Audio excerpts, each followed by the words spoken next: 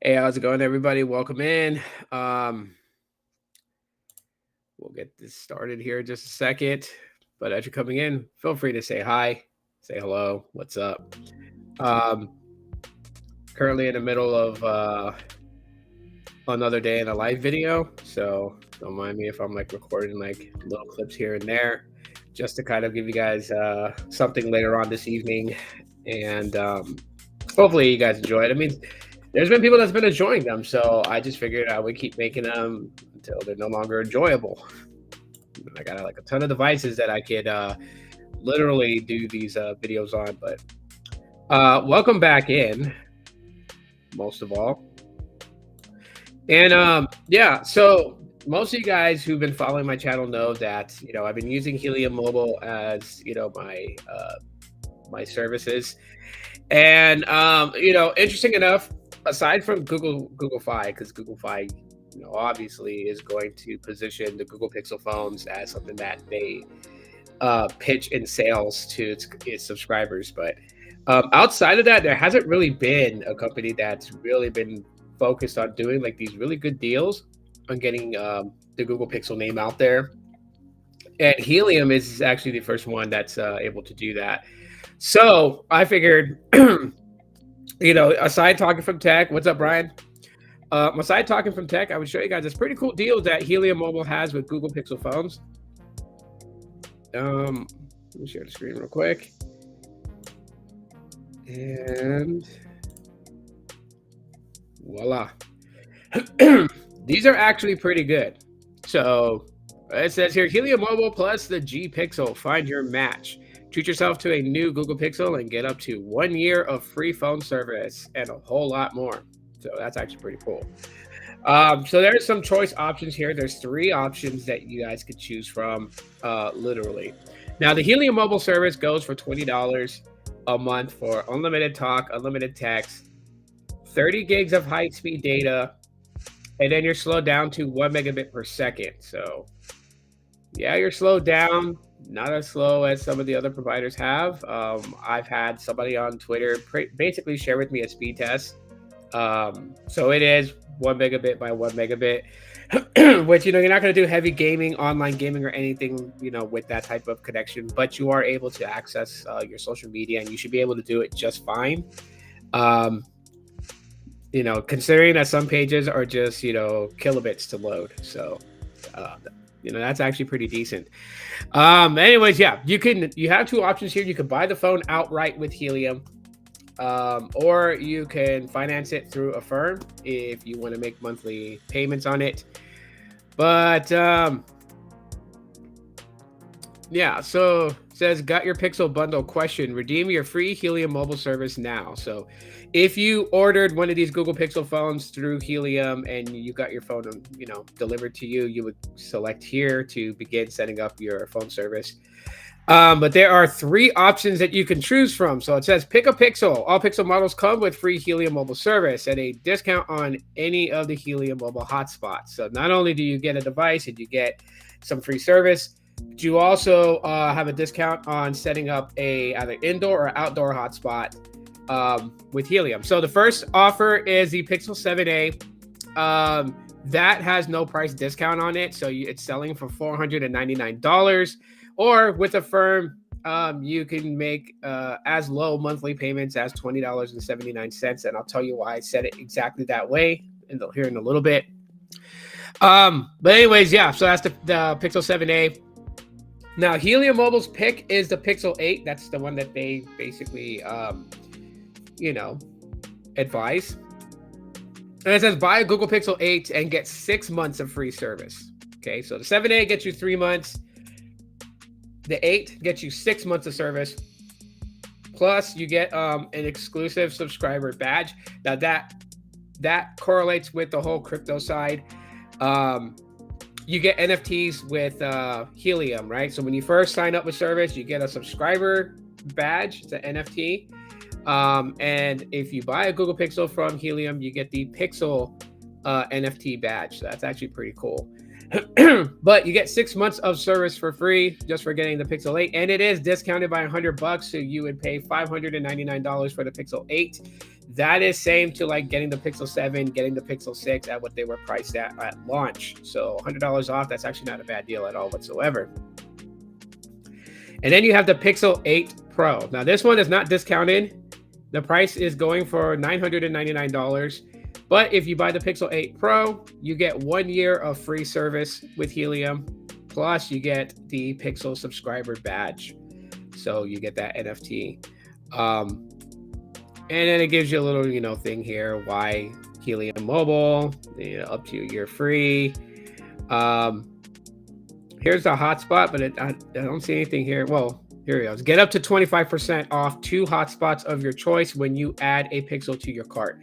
So if you want to set up the Helium network at your place of residence, you can get 25% off.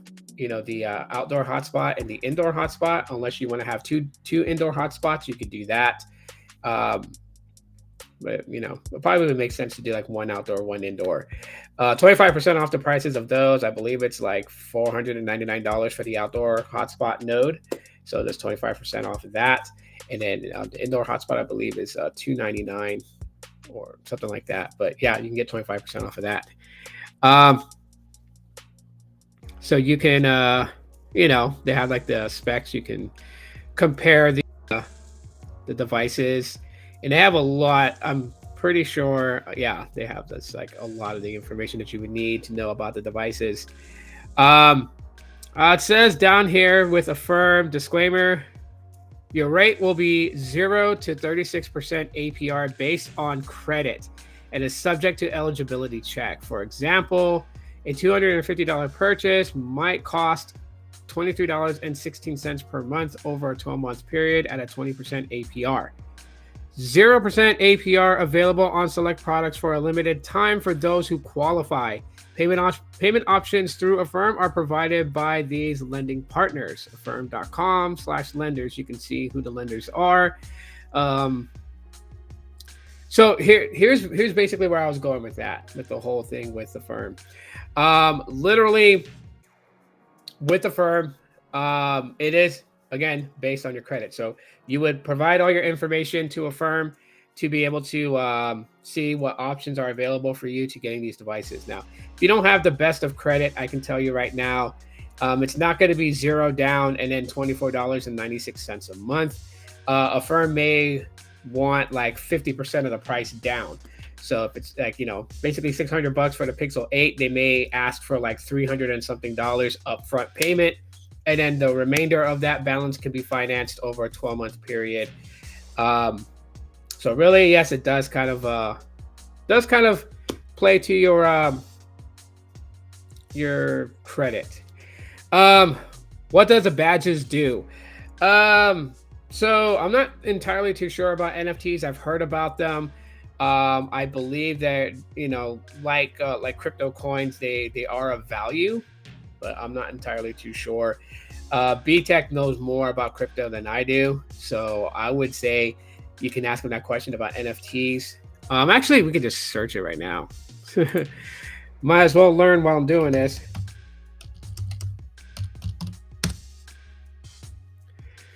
Let's see.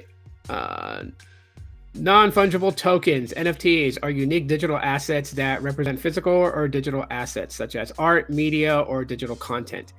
NFTs are created using the same programming language as cryptocurrency, but they are unique and cannot be exchanged or traded like other cryptocurrencies. NFTs are based on blockchain technology, which creates a transparent and immutable record of transactions and ownership. So it's like collecting artwork, I guess. Like you have like the Mona Lisa, you have like all these different paintings and stuff like that. I guess NFTs are kind of like considered as that.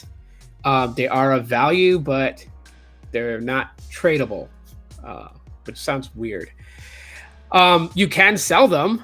I know that much because my niece was actually wanting to get into creating this specific character that was going to be an NFT, and she was going to sell it to collectors. So yes, they can be sold. You can't trade them, right? So can't trade them out, but you can sell them.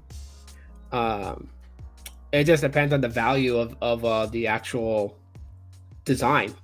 So What would someone say that the Pixel badge NFT would be worth? I don't know. That would be nice though if they actually let us know what the worth was. Um, but yeah, so again, with a firm, it is based on your credit. So if you have less than favorable credit, you're more than likely going to be paying 40 to 50% of the price of any one of these devices upfront, and then the remainder balance being broken up over a 12-month period. Now, if you got really, really good credit, then you'll probably pay nothing upfront, get the phone shipped to you, and then you'll be making, monthly payments, whatever it is over here. $20.79 for the Pixel 7a, $24.96 for the Pixel 8, and $41.63 for the Pixel 8 Pro.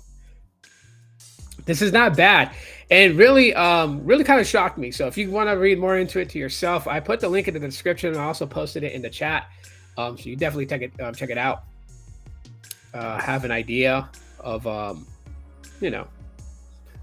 which one you want to go with. Because like a lot of companies, for example, Boost Infinite was very, very, very hype on the iPhone. T-Mobile, Verizon, AT&T has like tremendous deals for iPhones.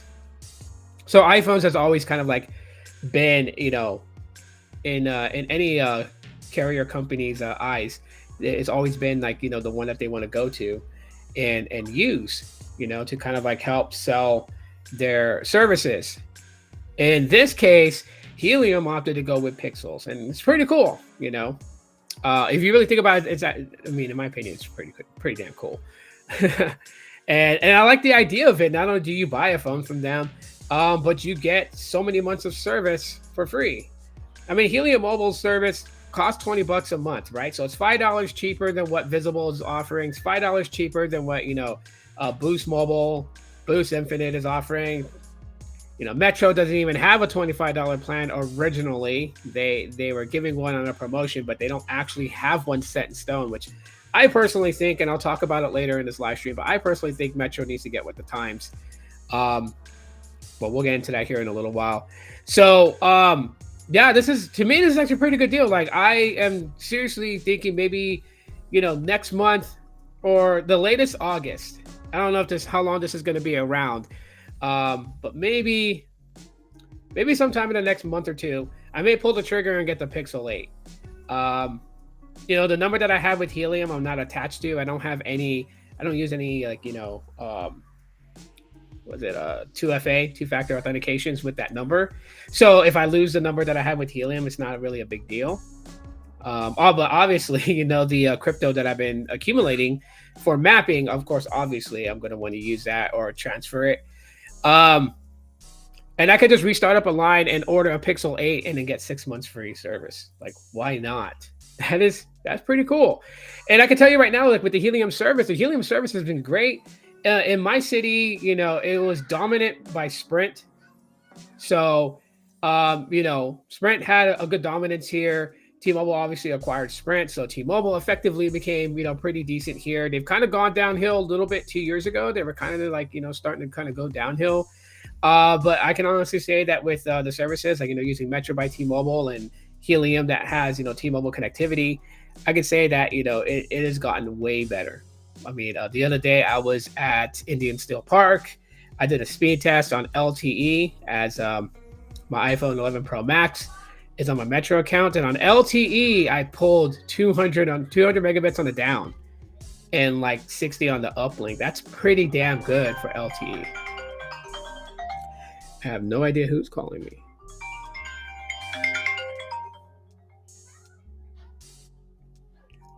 One sec.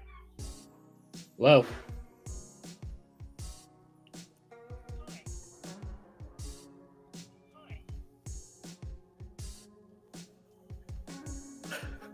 One of those spam calls. I had an automated thing. I was like, hi. Then it hung up because there was no response from me afterwards. So, anyways, yeah. So, T-Mobile has actually been doing pretty decent in my city. I got to give credit where credit's due.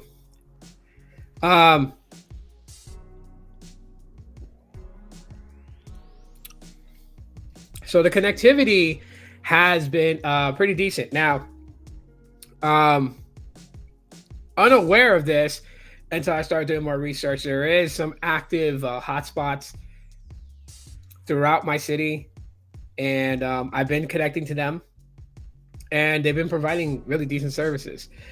Of course, for those who don't understand, when you get either one of the hotspots, the indoor or the outdoor hotspot, your phone automatically connects to them. So you don't need to have Wi-Fi turned on.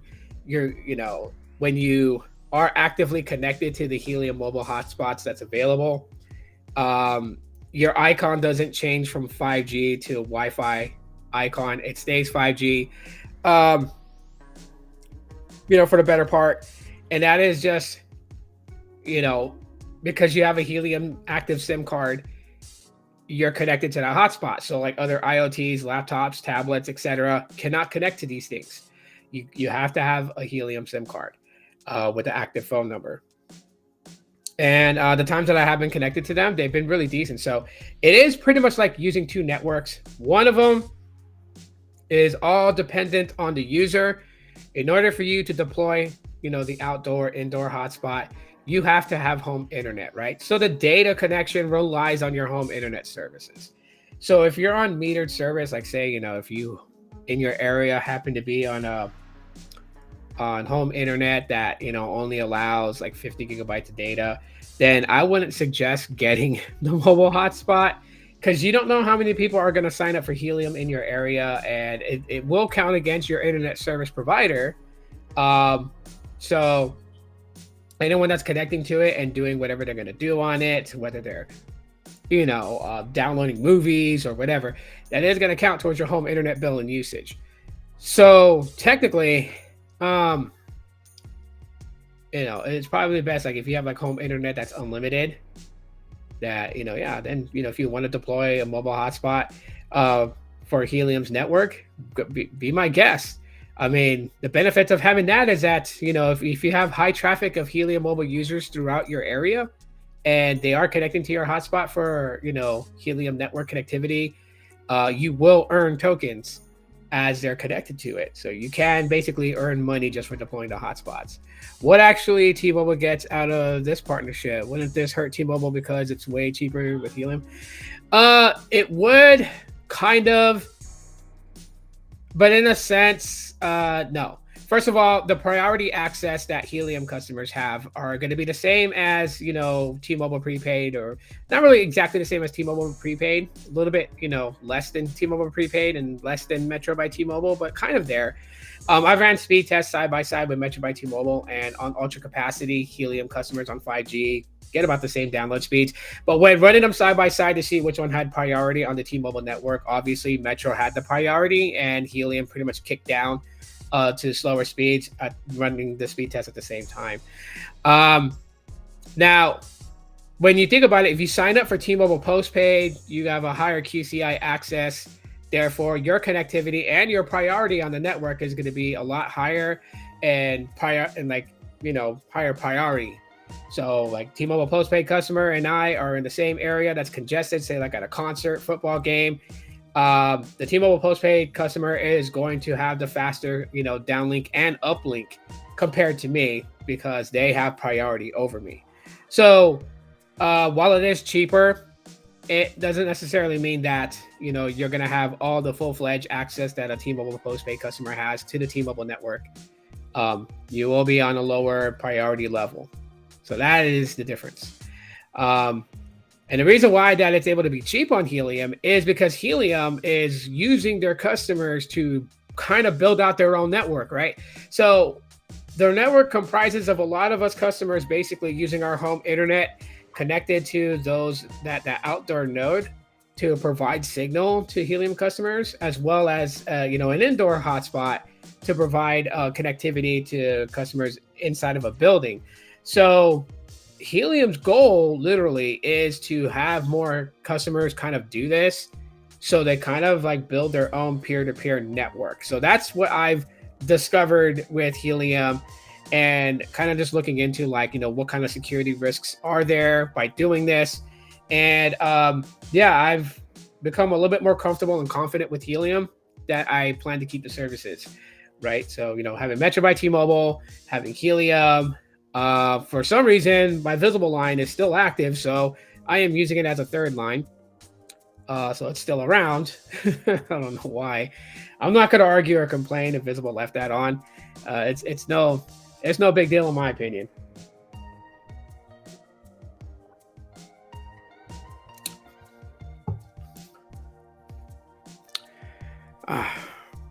No, that fruit crunch is just delicious. It was just delicious. So, I would say, if you're on the market wanting to get any one of these devices, Pixel 7a, Pixel 8a, Pixel 8a Pro, and T-Mobile is dominant in your area, you might want to look into this. There is one thing that I will say about the Pixel 7a. And I may do a separate video kind of talking about it, but my wife has a phone. And congratulations to my wife. She did go back to work early, from her surgery, but she also was promoted too. So she got promoted into a higher position in her job. She was a manager. Now she's even higher than that. And I know she was nervous this morning going back to work after being out for like 3 weeks. But, I just want to say congratulations to my wife, and I love her very much. And I hope that her first day is an amazing day. I can't wait to hear all about it when she gets home from work. When she gets home from work, we're going to go for our walk. We were going to go this afternoon, our daily walk that we do, but she doesn't get off work till like 7. So we're going to do like a late walk at the park. But anyways, the Pixel 7a, she's using that device. She has it.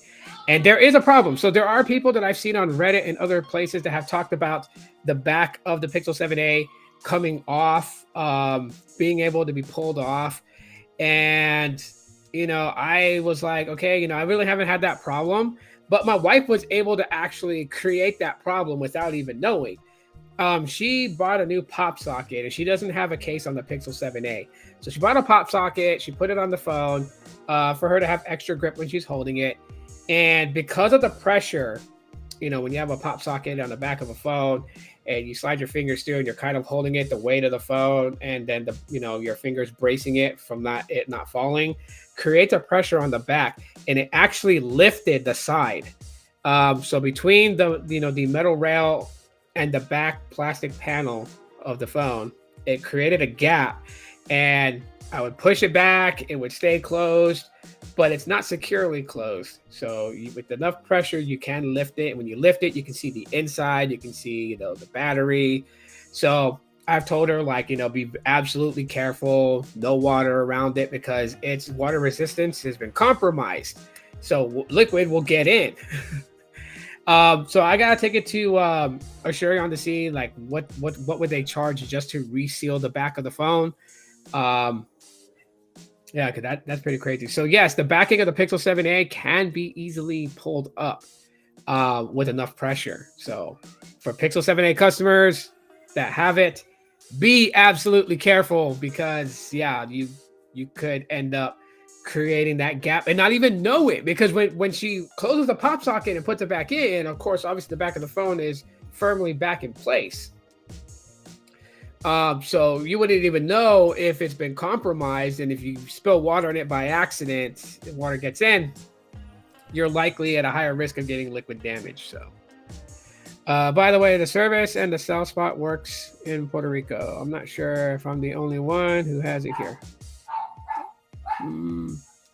Are you talking about Helium service?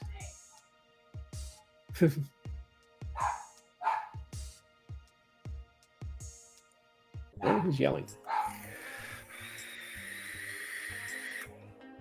I know my dogs are barking. My dogs always bark when I go live.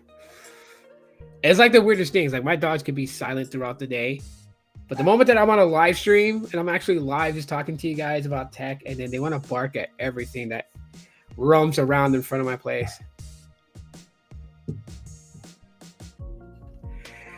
Your Pixel 3 XL had the back plates come off? Yeah, that's crazy though, right? That is that's absolutely crazy. But in the meantime, before I take the Pixel 7a into to U-Break iFix, now known as Asurion, because Asurion bought them, I did buy a case for the phone for my wife so she can put in there. She doesn't, even though phones are considered IP certified, water and dust resistant. My wife doesn't like to put her phone in water at all. She's not like, oh, this thing has an IP rating. Who cares if it's like, no, she's very protective of her phones. Like, so I don't have to worry about her like purposely putting the phone in water or anything like that. But I do want to get it fixed because that is a problem. But got her a nice case. Well, my son got it for me because he has Amazon Prime, so I had him order it for me for his mom. It's a clear case that has some prints of like corgi dogs because she's got a pop socket that has a corgi on it, like the new one that she bought. And then of course, like the pop sockets that we have, they have the interchangeable, like socket themselves. So the one that she had before, the new one that she bought, was also a corgi dog. So she's definitely gonna love this case. She doesn't know what it is yet. But yeah, aside from the craziness with all this, I trust Samsung IP rating more.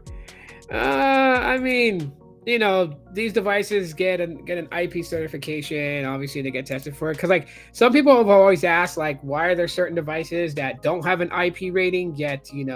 They've dropped them in the sink, or they've had them get water splashed on them in the shower, and they didn't get like fully damaged and everything. Half the time, it's because it didn't get exposed to liquid long enough for any type of damage to get in, like any type of liquid to get in to cause damage. And the other time is that these devices are water and dust resistant. They just didn't pay for the certification, right? The IP rating that you see on Samsung's Pixels, iPhones, etc., Apple, Google, Samsung, Motorola, and whatever manufacturers out there, they pay for the IP certification rating. Device can be water and dust resistant, and you wouldn't even know it, unless they paid for that certification to put it on the box that says, hey, this is water and dust resistant. And if you notice, the verbiage has changed from like the earlier days, like with the Kyocera Hydro that used to be, say, like waterproof, and then they started calling it water resistant because there are ways liquid can get into these devices and cause damage.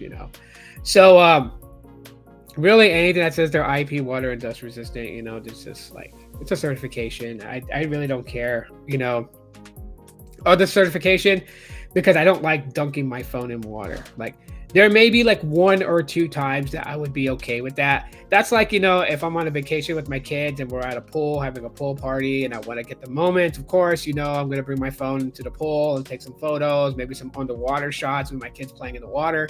I'll probably be like the most that I'll do. I will never take it to the beach. The ocean salt water will damage the the protective sealants and allow water to seep in. That's how Max Lee had like several Galaxy devices get damaged. He took the phones to the beach and went swimming with them, went scuba diving with them, actually. Not scuba diving really deep, but just like snorkeling. And yeah, they got pretty damaged. Bobby Warren, what's up, man? Welcome in. B-Tech, what's up? Congratulations on the new ride, dude. That Nissan Versa is pretty nice. There's a cool app where you can test to see if your water resistance is still intact on an older phone. Yeah, except for the Pixel 7a, I don't really need to get that tested. The back plating of the phone is coming off. Well, it's weird to call it a back plating, but it is plastic. I'll tell everybody, it is plastic. So if anyone wanted to know, is it glass? No, the Pixel 7a's back is not glass. It is plastic, and it is coming off. I will have to. At first, I was like, if I just put like a little drop of super glue to seal it back up, and I was like, no, because super glue, if I put a little drop and I press down on it with enough pressure to seal it, but if that glue spreads to areas where I don't want it to go, like I have no control over it, right? They have a specific thing that they use. So they'll take the entire back plating off. I think there's like this plastic film that has the sealant on the edges, and they put it on the back, and they peel off the plastic, but it leaves the sealant around the rim of the phone, and then they put the plating back on, and then they torque it down with enough pressure to seal it up. I just have to see how much it costs. To me, like, if I was thinking about, if I did that type of repair, what I would charge would probably be like $15. That's what I would charge to repair something like that. But I know these companies are out to make a buck. So I'm pretty sure it's not going to be $15 for them to reseal it.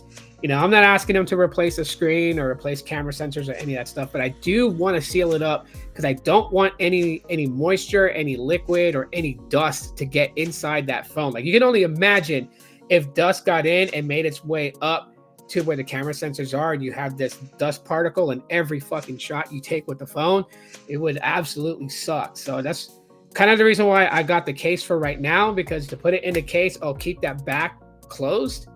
Since it's going to be pressed up against the backing of the case, she could put her pop socket on the case and not have to worry about opening up the phone. Because like the other day when I saw it happen, I was freaking out because she was on the phone, she was texting, we were laying in bed, and I looked and I see this oddly weird black color at the edge of the Pixel 7a. I'm like, what the fuck is that? And I look closer and I realized the back plating is like, it's like lifted from the phone like that. And I can see the inside battery and everything. I told her, like, babe, like, you can't use your pop socket, close it. Don't use it for now because the back is coming off. And if she put more pressure of holding the phone with the pop socket, if she did more pressure on it, she probably would have lifted the other side. It's only one side that's lifting up, and it's the right side, which is, to me, is the most crucial side because that's where the volume rocker and the power button is at. And so you don't want nothing compromising those buttons and causing, not able to power it on, power it off type of thing, or be able to raise the volume or decrease the volume. So yeah, hopefully her case comes in early and comes in today and not tomorrow. But she'll be okay for right now. She doesn't use the pop socket; she keeps it closed. She didn't try to take it off. She's gonna let me do that because obviously trying to take off a pop socket with the type of glue that's on it, it's pretty tough.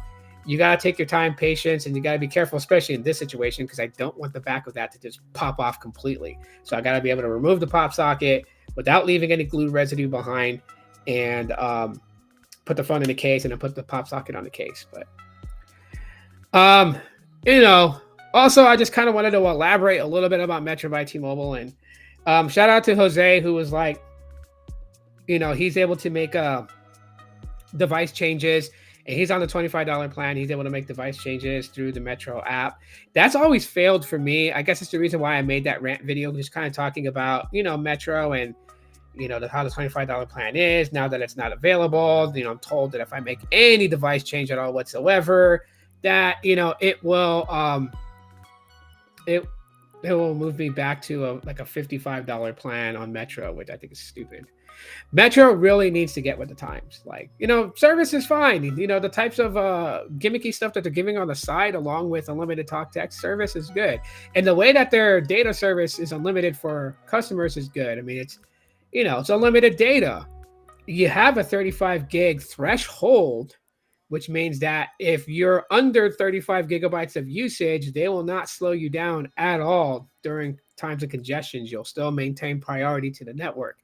It's only after you pass 35 gigabytes, if the congestion's really, really bad, they will slow you down. Because there's times where, like, I know this area around me, there's a lot of T-Mobile customers around here. I know that, like around 5 p.m., it's pretty heavily congested, but I haven't experienced like slow down to 1 megabit or 512 kilobits per second type thing. Slowest it's ever gone down to on LTE was like 20 megabits per second on the download and like 7 megabits per second on the upload. That's on LTE. On 5G, it slows down to like 80 megabits per second on the download and 30 on the upload. And that's still pretty good. That's still usable. Alex has a $25 plan with Metro. Good for him. That's cool. I mean, that still doesn't negate the fact that, there's things in play that Metro does that tries to get their customers off that. Like, they gave the $25 plan to bait people to switch over to Metro, right? Because they know that Boost Infinite dropped their plans to $25 unlimited, which is not really unlimited. It's 30 gigs of high speed, and then you're slowed down, right? Nonetheless, right? And you got Mobile X that offers a similar plan, $25, unlimited talk text, 30 gigs of high speed priority data, and then you're slowed down after 30 gigs, right? And a lot of other companies are switching over to that formula, $25. And Metro did a promo for it just to get people to switch on over to them. And yes, you can keep the $25 promo plan. as long as it's available. If you do anything, right? Like now that it's not offered, if you do anything, even accidentally change your price plan by accident, they say there's no way they can get you back on it. Yeah, it would be like pulling teeth to get you back on that plan, which is absolutely crazy. And I'm like, so that kind of sucks. Like Metro should just make that plan, that $25 plan, a full-time plan. And they still could have kept the other ones because the $55 plan gives you Google One subscription for free, right? You get the 100 gigabytes of a cloud storage, and I think you get the subscription to VIX, whatever it's called, that streaming service. Never really heard of it, never used it, but you get that on them, right? And then you pay $55 a month, $50 with autopay, and you have that plan. Whereas, if they kept the $25, and I think that one has like a hotspot too as well, the $55 plan. But they could have kept the $25 plan as a full-time plan to grab for customers who don't use hotspot, and then it can just literally have like unlimited talk, text, data, no hotspot access, but you know what I mean? Pay $25 a month. Like, why not? That would have been totally cool. This actually would really help. Really could help Metro if they really wanted to help. But they ran it as a promo plan, and since it's not available anymore, if you broke your phone, like I was telling Jose, because Jose, he's able to switch. Like he was telling me, he's able to switch devices without having to change the price plan to a different plan to change the device and then put it back. So like he and I were chatting on Facebook Messenger, and I was just like trying to figure it out. Like why is he able to do it and I can't? Because when I try to do it, whether it's through the website on my computer, through the mobile app on my phone, calling in, they all always get the same error, and that tells me I have to switch my plan temporarily to a different plan to do a device change and then call in the customer care to have them put me back on the plan, which if the plan is not offered anymore, they won't do it. No matter if you sit there and you talk to a supervisor. Supervisors at Metro fucking suck. Let me just say it that way. They fucking suck. It's like pointless to request a supervisor to speak to try to correct the issue, because they don't even listen to you. I've spoken to 5 different supervisors for Metro by T-Mobile customer care, and every one of them do the same thing. They get on, they introduce themselves as a supervisor, and then they just start talking. And even if you try to get a word in, they will just keep talking like they don't even hear you. So it's almost like they take their headset off and just talk into the microphone so they can't be interrupted. Because even if you shout, it's just like it doesn't break up their speech. And all they're really going to do is just tell you what the previous rep said. If the previous rep said, we can't put you back on that plan, that person's going to jump on and, hi, this is Manuel, a supervisor here with Metro by T-Mobile. And unfortunately at this time that we have no way to put you back on that plan was specifically for people to port in. And no matter how much you scream into that, he's going to maintain that same flow, because I'm pretty damn sure he takes the headset off so he doesn't hear your voice. They also do this thing where they take over the call from the rep, and then they mute their microphone and put their headset down. People can say I'm reaching. People can say that I'm lying about it. I've worked in call centers. I've seen supervisors do this. So they don't hear the customer yelling. They don't have to deal with the frustrations. They're not hanging up the call, and you can't tell because there's no camera for you to see. So you can scream all you want that I think they weren't even on the call, and they can say they were on the call. Their phone, whether it's a soft phone on the computer or the hard phone right next to their desk, will read that they were on that call. So basically they were on that call.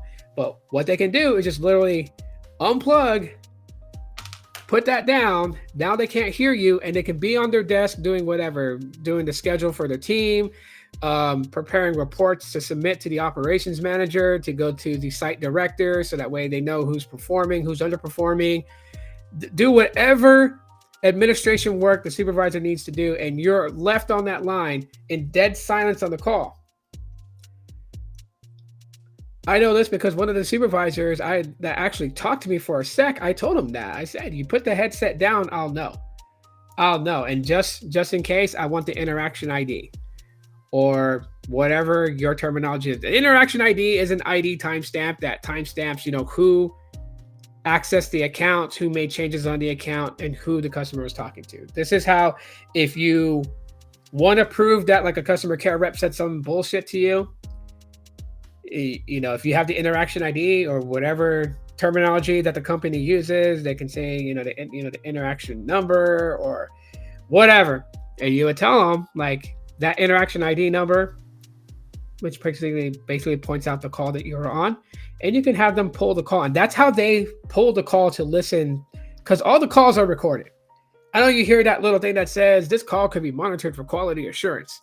Yeah, it's monitored for quality assurance because if there's any time that there's something wrong and they have to listen to the call to listen to what the rep said and to what the customer said, that's how they pull it. So every call, every interaction you have with the customer care rep is recorded. It's not pick of the litter. It's not this person called in, they're going to get recorded. The next person called in, they don't record. No, they record every single call. And from my understanding, in the different call centers I worked at, these calls are held for 90 days.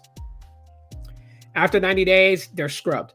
So yeah, when I told that supervisor that, he kind of got nervous because I guess that's like a thing that Metro call centers do. Their supervisors just put the headset down and mute the microphone so you can't hear them.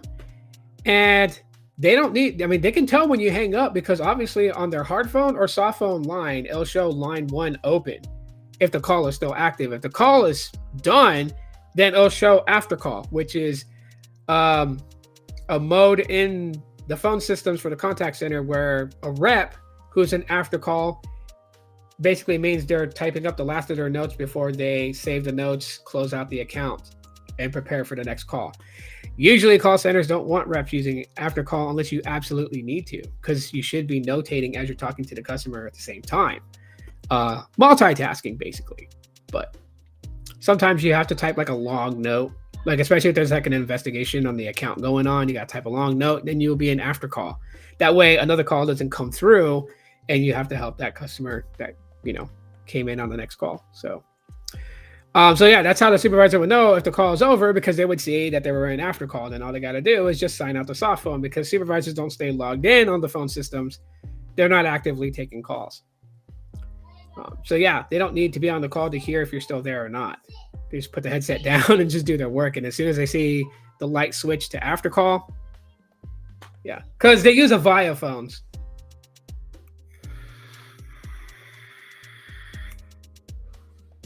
Had a hell of a time doing eSIM with Visible. Had to just end up with another carrier. Oh, wow. I have eSIM on Visible. I guess it's different for everyone.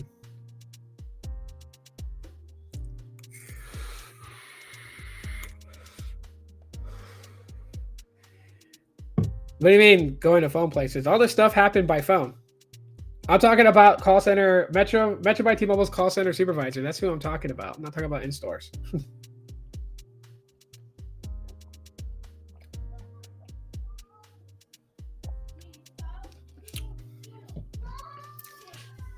Yeah. So yeah, Metro is just like a little bit weird. And they know that they have that going for them. When you look at most prepaids, yeah, being honest, Metro has a pretty damn good offering. Visible is the only one, honestly, that I feel like goes against Metro. Because it's unlimited. It's like literally unlimited. So yeah, everything else has a limitation. Even US Mobile has limitations to a degree. I don't know how well they're enforced, but. And speaking of Visible, shout out to Stetson Doggett, who reported the other day. I don't know if you guys caught it, but Visible uncapped their base plan. So you have Visible Plus, you have Visible Base, right? And Visible Base plan used to be capped at 200 megabits per second download speed. And then, of course, if you wanted like faster speeds, Visible Plus would give you the ultra wideband access. He ran multiple speed tests the other day in a video showing that the Visible baseline he has basically was hitting like 400 or 500 megabits per second on the download. So Visible uncapped it. So for $25 a month, you get some pretty stable and fast downlink and uplink speeds So I guess the only difference now between Visible and Visible Plus is that with Visible Plus, you get the connection logo ultra wideband access, right? Because on his iPhone that he did the test on with Visible base plan, it just had 5G. It didn't switch to ultra wideband, even though he was pulling some pretty fast speeds down. Um, but yeah, Visible Plus will give you, the ultra wideband logo to show you're connected to ultra wideband access on Verizon's network. You get the international calling to, I think it's like 40 or 50 countries. You get the usage in well, I don't know if the base plan still has it. I don't know. Let's look.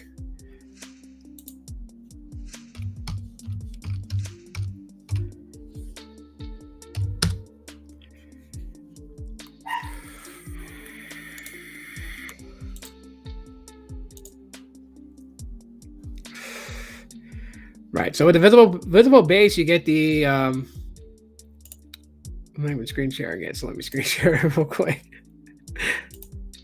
I'm all thinking you guys can see what I see. I'll look into that water tester. But anyways, here's the plans. Right. So this says premium data. This doesn't.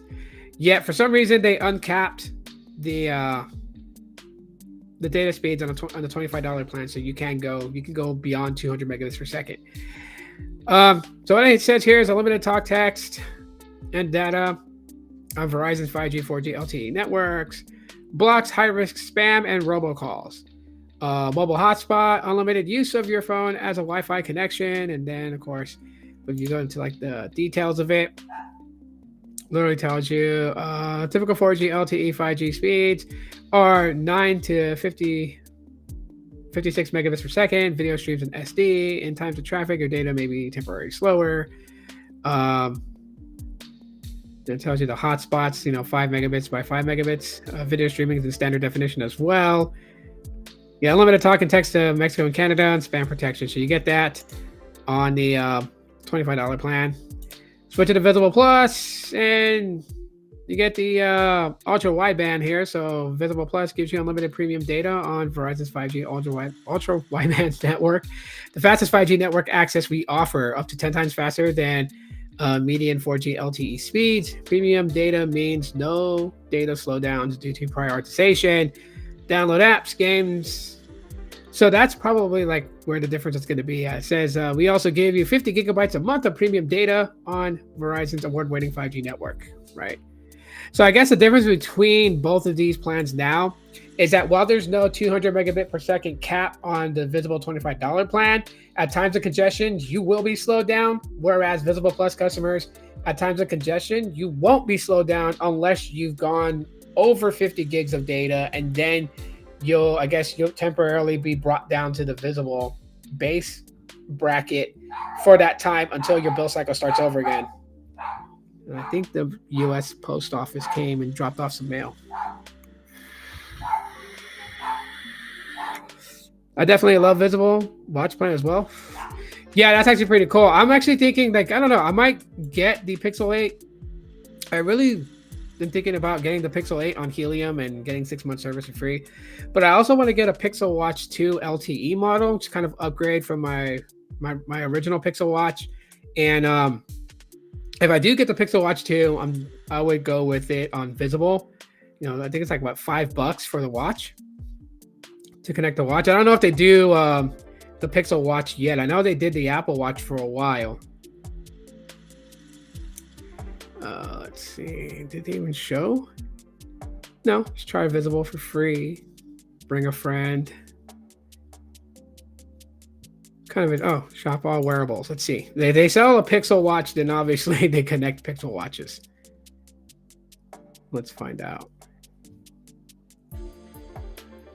Only a few days left. Add an Apple Watch service for only $5 a month before March 27th. After that, the rate switches to $10 a month. Wow, they're going to bring up the price.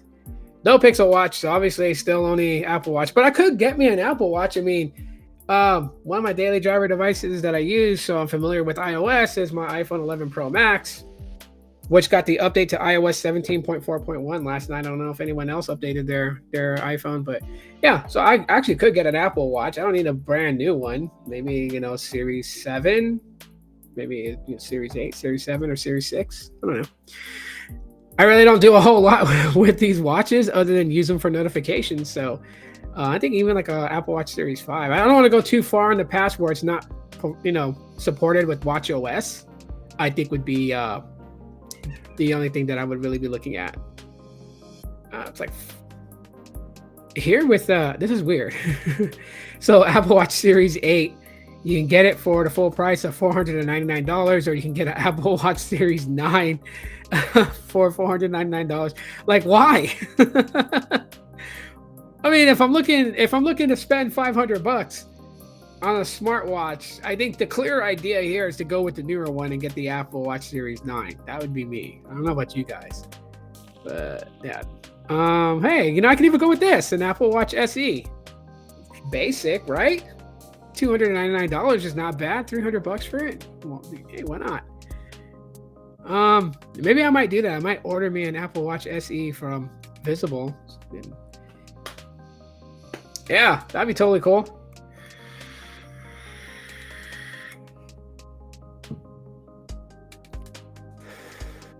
But yeah. Anyways, that's my thoughts for today on that. Other than that, I mean, it's pretty much like open forum right now. What's up with you guys? How are you guys doing? Right, that doesn't make sense. Yeah, it doesn't make sense. $500 for a Series 8 or a Series 9. Clear choices.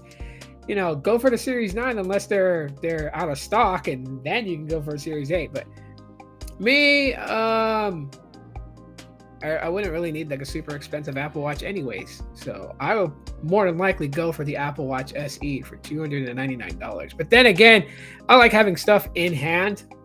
So I would probably I shop on OfferUp. For those who don't know, some of these smartphones that I have, I bought from OfferUp. I have rules of thumb on how I buy devices from that service. Let's see what they have here. Some people price gouge. It's crazy. I'll show you guys.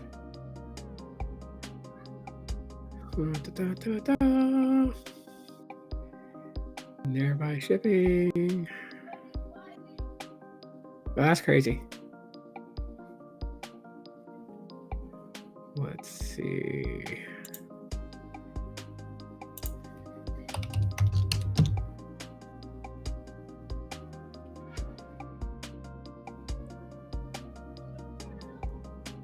No, I'll just do local.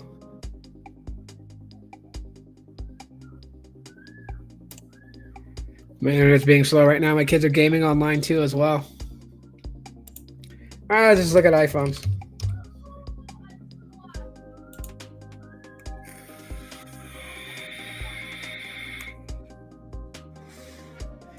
And this person, these ads are always weird. iPhone 11, iPhone 12, 13, 14, 15. They put a little sticky thing here. I buy iPhone. iPhone 13 for $370. Let's see what specifications this one has. That's the blue model. It was posted an hour ago. Mint in iPhone 13, 128, unlocked to any carrier with 100% battery health. Let's see the photos here. Yeah, they posted the photo of the battery health. Yeah, maximum capacity 100%. Makes me wonder though, why $370? I mean, it's not bad. It's not the best deal I've seen, but it's not bad for a mint condition. That's all they have in the description there is a mint condition. You can make an offer.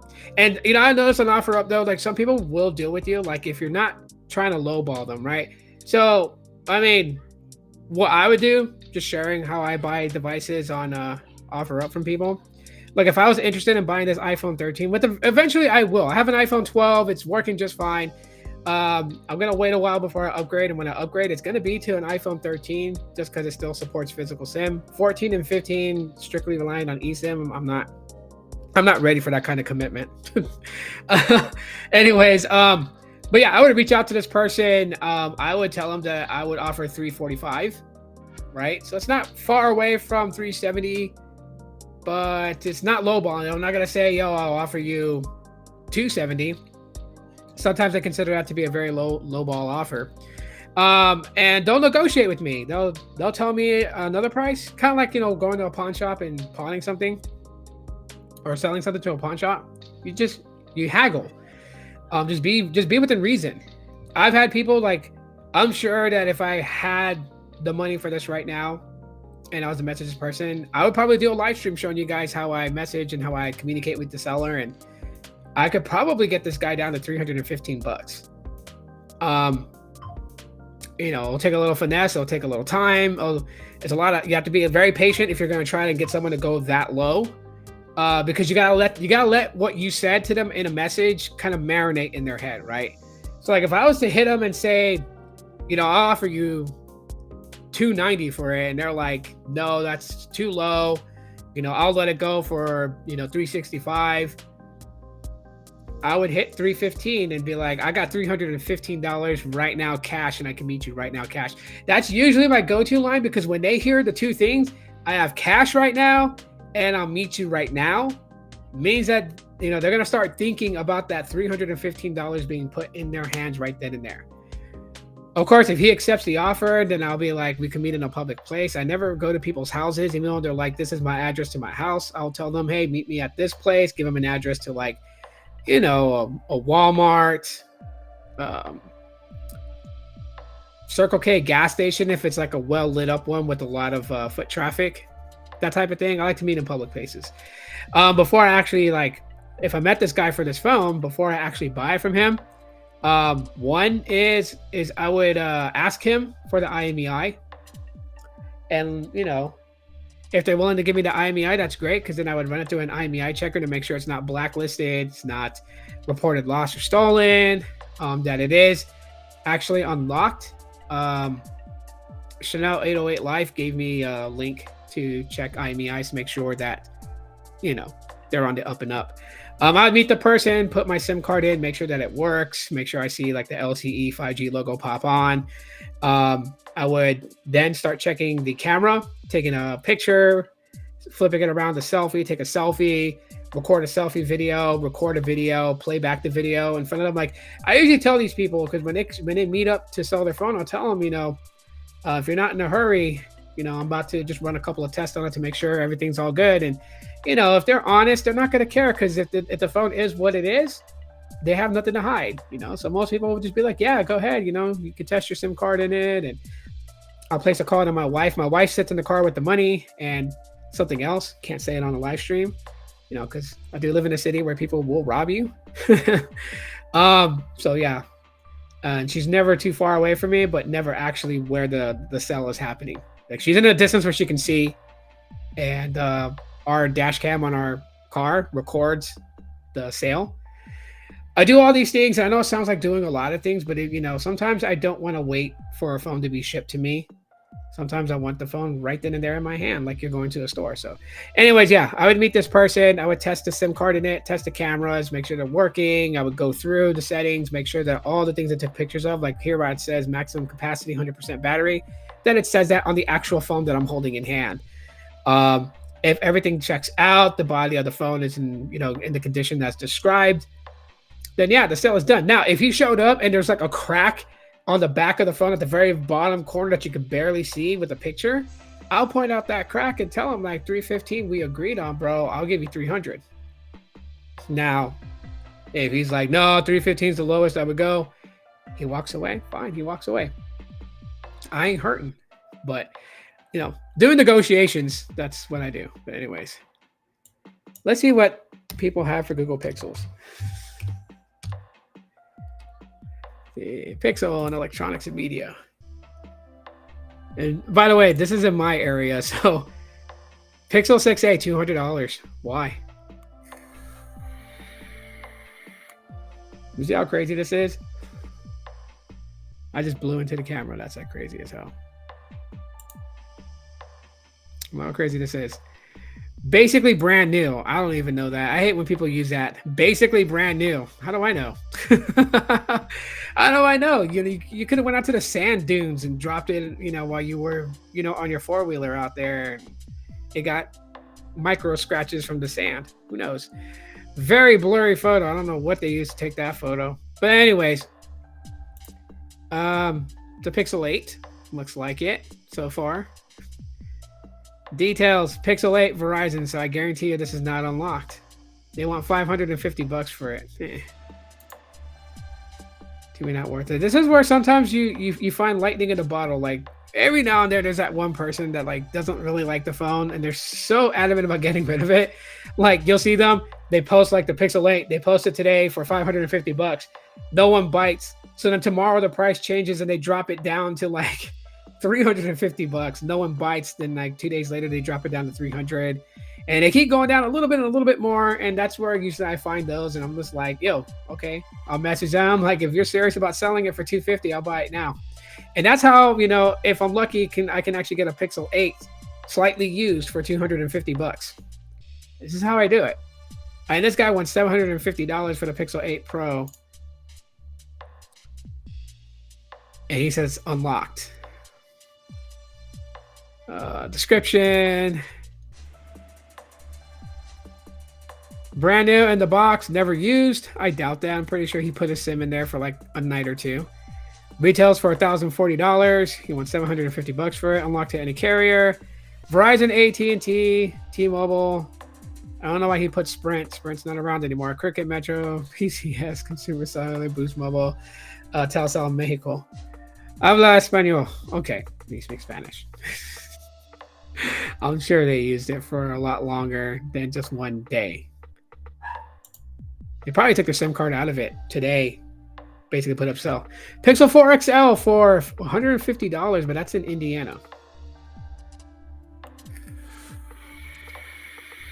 Google Pixel 7 unlocked, $300. Pixel 6 Pro for $400. Nah. 7A for $350. 7 Pro in excellent condition for $444. This guy must love Jay-Z, the 444 album. 7A case for $20. There's that same ad, practically brand new, for $500. So they went from $550 to $500.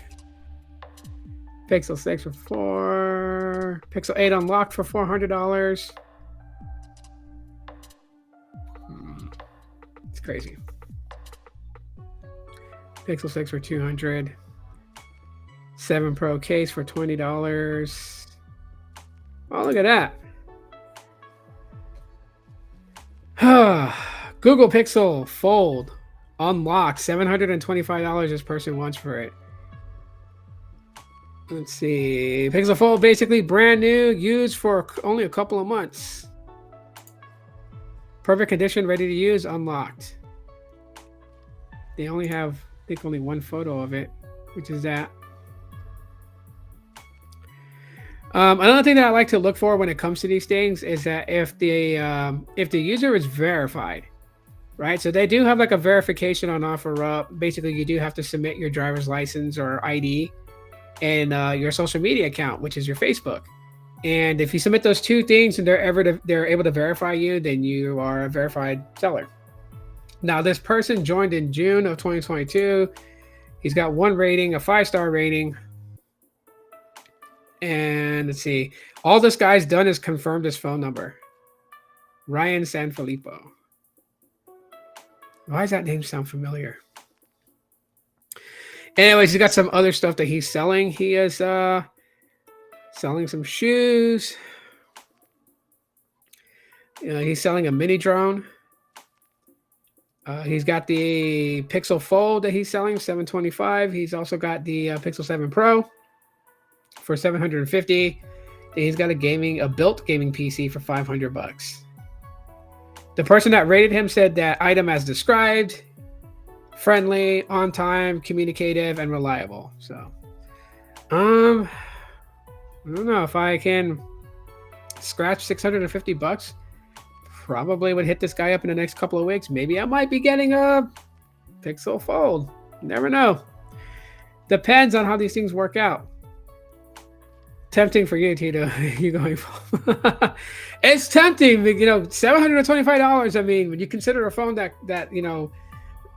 sells for literally $1,800, if you pay $725 for it, you're paying less than 50% of the value of the phone, right? But again, it's used. See, like people like this that will charge $725 for an $1,800 phone, Of course, most people are going to like them because they're not charging a lot. But um, I'm going to say from his perspective, he looks at a phone like buying a car. The moment that you open the box, the value depreciates by a large quantity. And he said he's used it for a couple of months, being, he's used it. So, you know what? I am going to. Oh, wait, I didn't even sign into my thing. But I remember his name. I'll find him later. I'll bookmark this. If he doesn't sell it in the next month, I may buy it. But yeah, that's where I get most of my phones from. Offer up. And those are the things that I do to buy these devices. Right? You consider it to be worth $1,000. And this guy is selling it for $275 cheaper. So, anyways, and that's like all the time that I have right now. I still got a couple of other things to do. Still got to finish up the day in the life video. That will drop late tonight. There's still some footage that I do want to get when I go to the park. It's going to be on this phone, for those who want to know. And yeah, so far I got some footage already done. I just got to continue like editing and things like that, and then also grab some more footage from later on. So, like later on, you guys know what I mean. But anyways, I appreciate all you guys for joining in and hanging out with me. If you guys want to know what I was talking about with the Google Pixel and Helium service, free service through Helium, you guys can go back to the beginning of the live stream and catch it in the beginning, or just link it in the description. Go to heliummobile.com/pixel, and you can see the details. Buying a Pixel 7a, again, get you 3 months of free service with Helium. Buying a Pixel 8 get you $100 off the Pixel 8, so it sells at $599, and you get 6 months of free service on Helium. And if you go Pixel 8 Pro at $999, you get 1 year of service for free by buying that phone. So, yeah, I'll talk to you guys later. Y'all take it easy, stay cool. Since today it warmed up, it's like 80 degrees outside right now.